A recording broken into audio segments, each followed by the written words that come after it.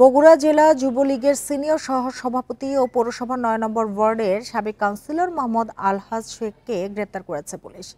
গতরাতে শহরের সূত্রাপুরের বাড়ি থেকে তাকে গ্রেপ্তার করা হয়। দুপুরে তাকে আদালতে নেওয়া হয়।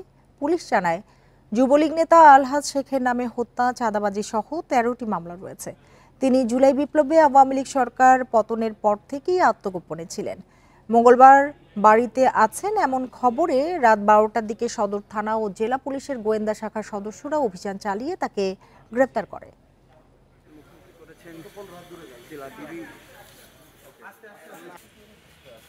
তার বিরুদ্ধে ৬-এর অধিক খুন মামলা, অস্ত্র মামলা, চাঁদাবাজি সহ আমাদের প্রায় ১৩-র অধিক মামলা আছে। ডিবি একটি চৌকস টিম অভিযান পরিচালনা করে তাকে গ্রেপ্তার করে।